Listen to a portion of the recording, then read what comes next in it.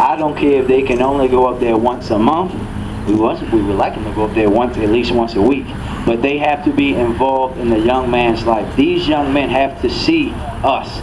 They just can't see what they see out here on the corner all the time. They have to see us. They have to reach out and touch us, talk with us, walk with us like they did tonight, so they can understand that they can be so much more.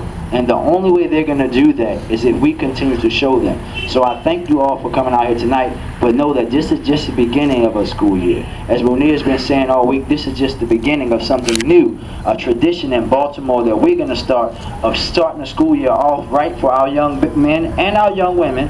But tonight we worried about the young men, but also supporting them the whole entire, 160 days? 160 days that they're in school, all day, every day, after school, if you can coach. 180. Oh, that's good. It should be 280. They like, no. Oh, y'all said y'all want to go all year round? No? But we have to continue to support them each and every day, every hour. If you can do homework with them, if you can help them in class, if you can go sit down and eat lunch with them. I know sometimes that's the best thing for me. When I go in the cafeteria, I just go in the gym and play basketball, because that's when they tell you everything. They tell you what's going on with them. Then you can just be there for them so they can know that you love them and that you care for them. And that's the way we're going to change our city, is through these young men. We might never see what they can become fully, and what the city can become on their behalf. But if we plant that seed in them and they do it, then we know that we all have lived a meaningful life. So thank you all. I'm going to now bring up my brother Nick Mosby, my colleague who did something similar in West Baltimore tonight. So please give a big round of applause for my brother Nick Mosby. How we doing tonight? All right. Sorry I missed walking with you guys. I tried to keep up. See, originally, Munir told me, the path that y'all was walking. So I said, okay. So I'm going to get from Enough is Enough down by Garrison, come all the way up Garrison, and somehow slam into y'all somewhere in Ricestown. And I get to Ricestown, don't see anybody. Get to Park Heights, don't see anybody. Circle back to Ricestown, don't see anybody. I said, let's go hit the lot. So we hit the lot, we see all these cars. And I said, oh, that's Munir. They on stage. And I say that because if you were there at the first march, Munir told us we was going to march from Hilton to Milton, 5 miles.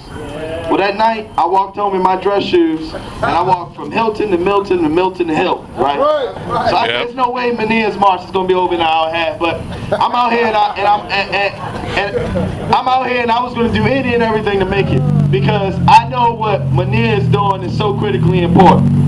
At the end of the day, when a brother steps up, and he doesn't care if he has 3 brothers standing next to him or 3,000, right, Brandon?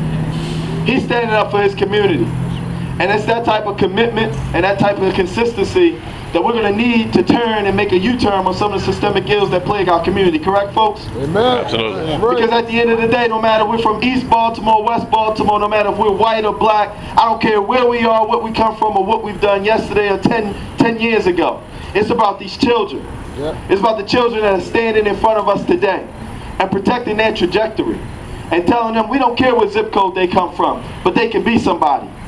We don't care what neighborhood they go to or what school they attend. They can go up and be great leaders in our communities. And it's that type of vision and that type of effort and strength from the men of like Munir and Brandon that I'm going to always be here to support. So I know that you guys have already done it tonight, but I'm going to ask you to put your hands together and give a huge round of applause for this. Because this is what we need. This is what we need. This is what we need. And folks, I'm gonna say this. It's great to have great events, but it's another thing to have sustained great events. That's the truth. To do it on a consistent basis. Never to give up. Tell it. See, because unfortunately we understand and know why our communities are in the condition that they're in.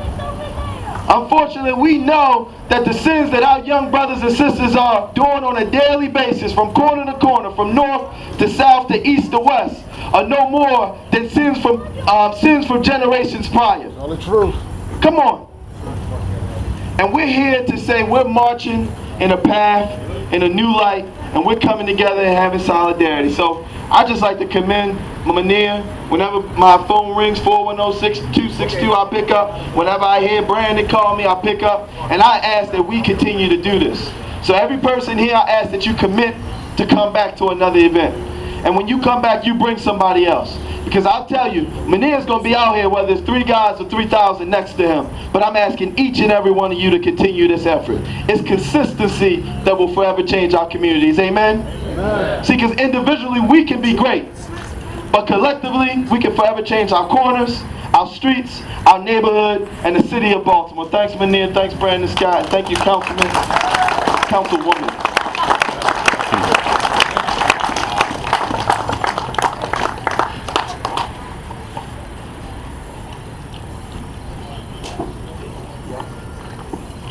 Let me start first by doing my homework and thank everybody that was involved in making this happen.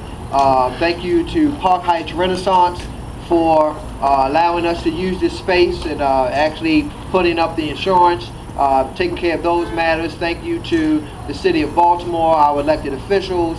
But you know, I see them as brothers and sisters. You know, I mean, with these titles, we are concerned citizens.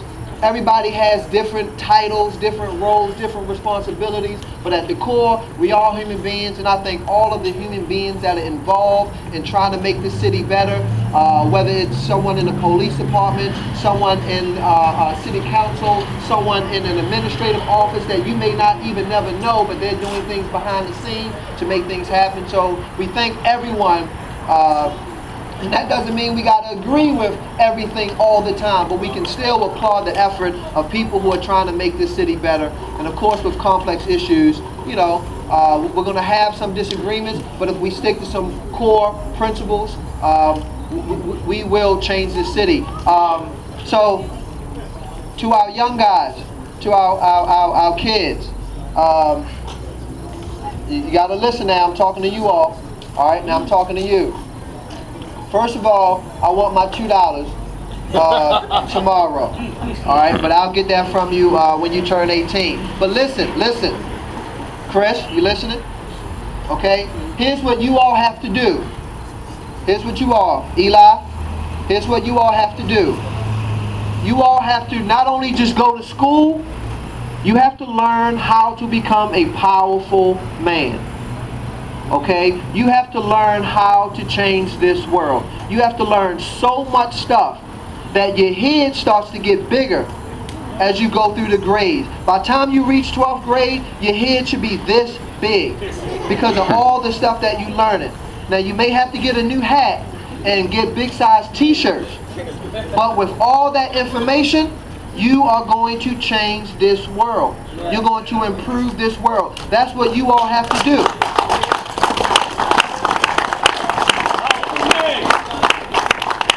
That is your responsibility. And all the men and the women that you see around here, we're here to make sure that we support you, that we keep pushing you. You listening, Chris? Eli, Kobe, y'all listen. Chris, look, stop soliciting for candy or something. Chris, you all, we are here to support you. We're here for you. It's going to be tough sometimes. Sometimes you may not like your teacher. Sometimes you get in trouble with your friends. It's going to happen, but never stop learning. You have to learn. Learn as much as you can. You want to know science, you want to know health, you want to know mathematics, you want to know how to read well, you want to know how to write well. You have to learn. Because the more information you have, the more things you're going to be able to do. If you want to be 5 things, you can be 5 things. You can be a doctor, you can be a construction worker, you can be a lawyer, you can be everything you want to do. The bigger your head, the more things you can do, because you have all that information. Y'all understand? So you have to do very well this year. I want you to be at the top of the class. I want you to get the best grades in the class. Okay? The best grades. And then when I see your report card and you got all A's, then you don't have to give me any money anymore. That'll be ideal. Okay? To everyone else, to my brothers,